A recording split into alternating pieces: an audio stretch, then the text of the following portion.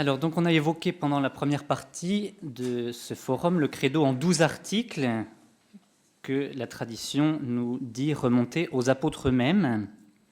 Et dans cette seconde partie du forum, on va parler donc du credo de Nicée-Constantinople, qu'on appelle ainsi parce qu'il est le fruit des conciles qui ont eu lieu à Nicée et à Constantinople, donc en 325 puis 381. Et donc ces deux conciles ont une grande importance pour l'Église, et on en vit encore aujourd'hui. Donc le premier, le concile de Nicée en 325, avait été convoqué par l'empereur Constantin pour essayer de résoudre la crise arienne. Donc Arius était un prêtre d'Alexandrie, et on peut dire qu'il niait la divinité du Christ. Et donc le concile de Nicée va le condamner et va donner à l'Église un symbole de foi pour préciser justement la doctrine christologique qui était déjà contenue dans le symbole des apôtres. Et quelques années plus tard, donc en 381, le concile de Constantinople précisera, lui, surtout la doctrine sur le Saint-Esprit. Donc ce sera l'objet des deux interventions suivantes. Donc là, nous allons présenter le but et la fonction du credo de Nicée-Constantinople dans l'Église. Donc on va évoquer trois fonctions principales, ce sera les trois parties. D'abord une fonction doctrinale, puis une fonction liturgique et enfin une fonction œcuménique. Donc d'abord la fonction doctrinale de ce symbole. Donc en 2 points, d'abord ce symbole a une valeur dogmatique. Donc le premier but de ce symbole de Nicée-Constantinople, ça a été de fixer dans une formule de foi le dogme christologique, donc frère Benoît y reviendra tout à l'heure, et il était nécessaire, en raison de l'hérésie arienne, de préciser davantage que ne le faisait le symbole des apôtres, la divinité du Christ. Et puis ensuite, ce sera aussi nécessaire pour le Saint-Esprit. Cette dimension dogmatique reste profondément d'actualité, essentiellement pour 2 raisons. D'abord pour garder le dépôt de la foi, puisque bien sûr cet enseignement dogmatique sur le Christ est encore aujourd'hui fondamental pour l'Église, qui continue à professer la divinité du Christ. Et puis d'autre part parce qu'il n'est pas certain que l'hérésie arienne ait complètement disparu aujourd'hui de l'Église. Voilà ce qu'écrivait en 1985 le cardinal Ratzinger. Il déplorait en notant une christologie souvent suspecte, où l'on souligne de façon unilatérale la nature humaine de Jésus, en voilant ou en taisant ou en exprimant de manière insuffisante la nature divine qui vit en même temps dans la personne du Christ. On dirait, ajoutait-il, un retour en force de l'antique hérésie arienne. Et il ajoutait après, on aurait naturellement du mal à trouver un théologien catholique pour déclarer qu'il nie l'antique formule présentant Jésus comme étant fils de Dieu. Tous diront qu'ils l'acceptent, mais en précisant, entre guillemets, dans quel sens cette formule devrait être, selon eux, entendue. Fin de citation. Donc, comme exemple concret, on en a tous en tête, le fait de refuser la naissance virginale de Jésus, ou bien de nier en bloc tous les miracles. Ces éléments peuvent être sous-tendus par une foi qui est un peu teintée d'arianisme aujourd'hui encore. Et donc aujourd'hui, actuellement, le symbole de Nicée-Constantinople fait partie de la profession de foi qui est exigée pour certains par le droit canon de l'Église. Donc en particulier, ils sont soumis à cette profession de foi les professeurs de théologie, et puis un certain nombre de fonctions enseignantes dans l'Église. On doit faire cette profession de foi qui est le symbole de Nicée-Constantinople, avec 3 paragraphes ensuite précisant qu'on accepte aussi les points de doctrine développés ensuite par l'Église. Et donc aujourd'hui, ce credo de Nicée-Constantinople continue en quelque sorte à protéger la foi de l'Église en nous rappelant que oui, Jésus-Christ est Dieu, né de Dieu, engendré, non pas créé, et une seule nature avec le Père. Ce texte a aussi une valeur catéchétique qu'il garde aujourd'hui. Il fait partie, on le disait tout à l'heure, de la présentation organique et systématique de la foi chrétienne. Il est l'un des piliers avec les sacrements, le décalogue et le Notre Père. Voici comment le catéchisme de l'Église catholique présente la partie sur le credo.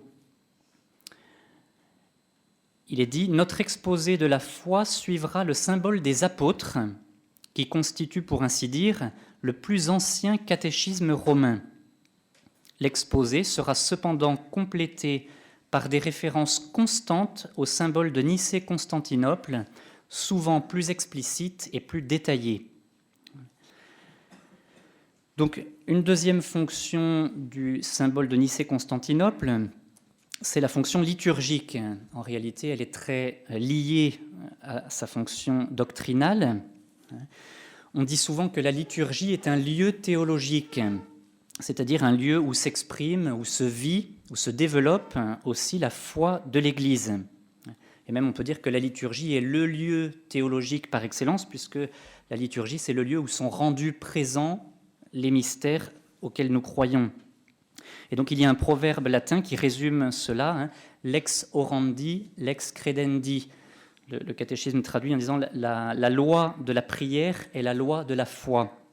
Voilà, l'Église croit comme elle prie. Et donc, pour prendre un exemple concret, la manière dont on célèbre reflète un peu la foi que l'on a. Et encore plus, même, elle a une influence. C'est à double sens. Elle a une influence. La façon dont on prie a une influence sur la foi, et notre foi a une influence sur la façon dont on prie. Quelqu'un qui passe sans cesse devant le Saint-Sacrement sans rien manifester, on se dit, oula, la foi en la présence réelle. Bon. Et puis même s'il l'a un peu, à force, ça risque d'influer, la façon dont on se comporte peut influer sur la foi et réciproquement. Donc la foi et la liturgie sont toujours très liées. Donc le symbole de Nicée-Constantinople a d'abord été utilisé dans la liturgie du baptême. On évoquait tout à l'heure la transmission et la reddition du symbole. Donc on transmettait aux catéchumènes le credo qui, à la fin du carême, devait être rendu. Et donc le premier symbole à être utilisé pour le baptême, on l'a dit tout à l'heure, a été le symbole des apôtres. Mais au moment du développement de l'hérésie arienne, le symbole de Nicée-Constantinople va rapidement devenir le symbole baptismal des églises orientales. Et aujourd'hui, c'est encore le symbole utilisé pour le baptême dans les églises orientales. Et même à Rome, le symbole de Nicée-Constantinople va évincer le symbole des apôtres entre les années 500 et 900.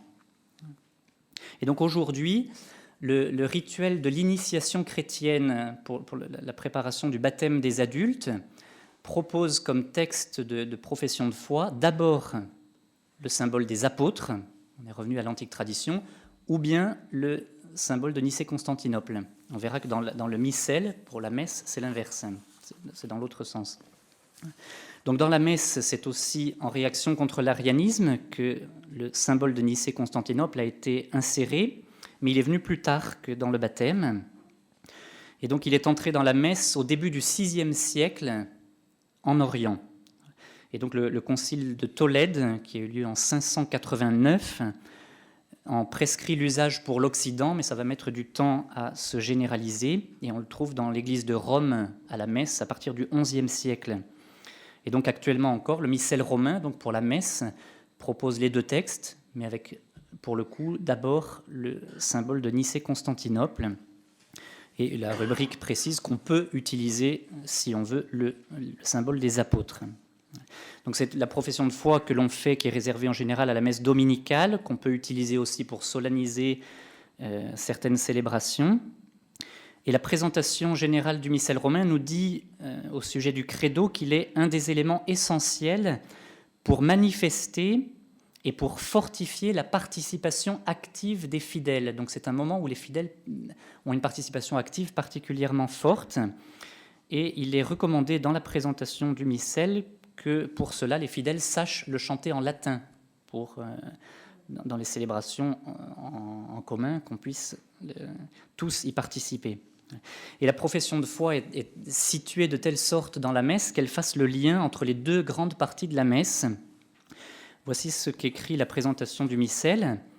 Le symbole ou profession de foi vise à ce que tout le peuple rassemblé réponde à la parole de Dieu annoncée dans les lectures de la Sainte Écriture et expliquée dans l'homélie, et, en professant la règle de foi dans une formule approuvée pour l'usage liturgique, l'Assemblée toujours se rappelle et professe les grands mystères de la foi avant que ne commence leur célébration dans l'Eucharistie. Voilà. Donc vraiment le lien, la réponse à la parole de Dieu et la profession de foi des mystères qui vont être célébrés dans l'Eucharistie. Chez les Arméniens, pour manifester cela, le credo est proclamé par le diacre après l'évangile, avec l'évangile, le texte de l'évangile levé. Voilà, et à ce moment-là, il proclame le credo. Et donc, ça peut être l'occasion aussi de rappeler ce que dit le texte de la Congrégation pour le culte divin et les sacrements, Redemptionis Sacramentum, qui précise que durant la Sainte Messe, tout comme dans les autres célébrations de la Sainte Liturgie, il n'est pas permis d'utiliser un symbole ou une profession de foi qui ne se trouve pas dans les livres liturgiques dûment approuvés. Voilà. Parce que ça s'entend souvent pour des confirmations ou des... Voilà. Et qui fait chanter la vie. Bon, voilà. Donc c'est bien demandé. Et vu ce qu'on a dit tout à l'heure sur le symbole des apôtres, ce qu'on va dire encore sur le symbole de Nicée-Constantinople, la foi, on la reçoit, on ne l'écrit pas. Donc troisième fonction de ce symbole de Nicée-Constantinople, la fonction œcuménique. Donc le symbole de Nicée-Constantinople a une importante valeur œcuménique. Donc le terme œcuménique désignait l'ensemble de la terre habitée, et donc aujourd'hui, il désigne l'effort qui est fait pour arriver à l'unité de tous les chrétiens. Et donc les deux conciles de Nicée et de Constantinople sont ce qu'on appelle des conciles œcuméniques, c'est-à-dire qu'on leur a reconnu dans l'histoire une valeur universelle, une portée universelle pour l'Église. Et ces deux conciles font partie, donc ce sont les deux premiers conciles œcuméniques, on peut dire, ils font partie des conciles qui sont reçus aujourd'hui encore par toutes les grandes églises de l'Orient et de l'Occident.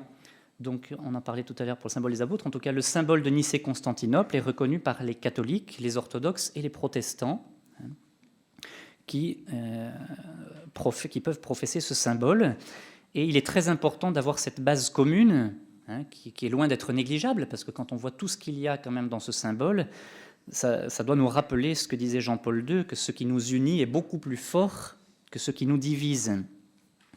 Alors Benoît XVI, à ce sujet, disait en 2010, au cours de la semaine de prière pour l'unité des chrétiens, il disait « Dans ce symbole de Nicée-Constantinople se trouvent donc les vérités de foi que les chrétiens peuvent professer et dont ils peuvent témoigner ensemble, afin que le monde croie, manifestant avec le désir et l'engagement de surmonter les divergences existantes, la volonté de marcher vers la pleine communion, l'unité du corps du Christ. » Donc Benoît XVI le dit, il y a des divergences qui demeurent, c'est évident, et ce serait contraire à la vérité et donc au vrai œcuménisme de les cacher ou de les ignorer.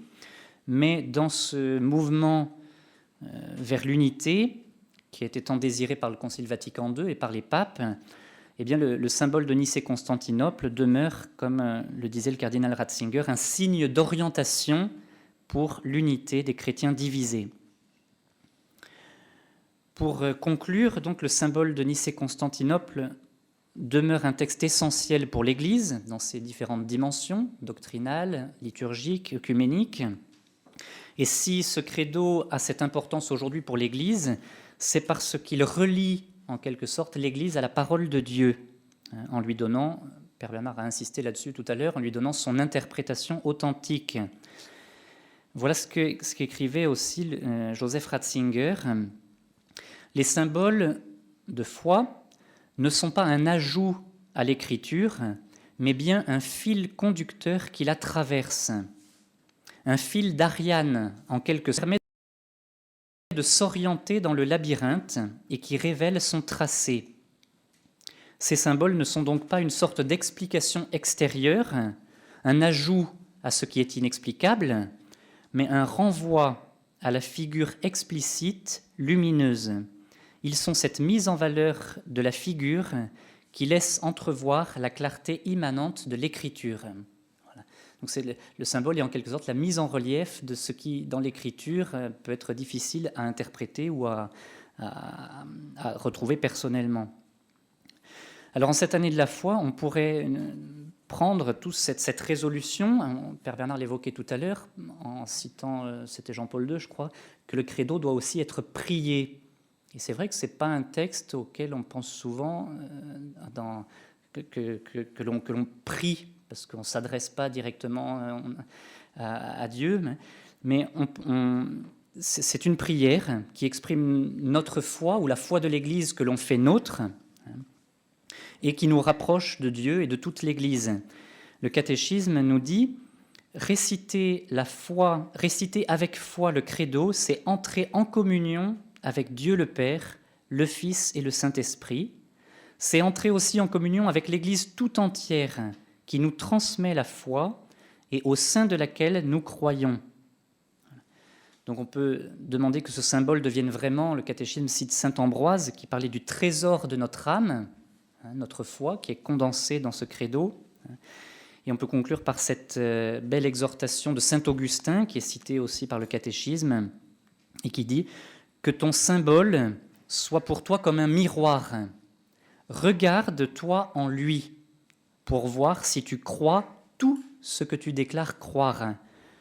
Et ensuite, réjouis-toi chaque jour en ta foi. »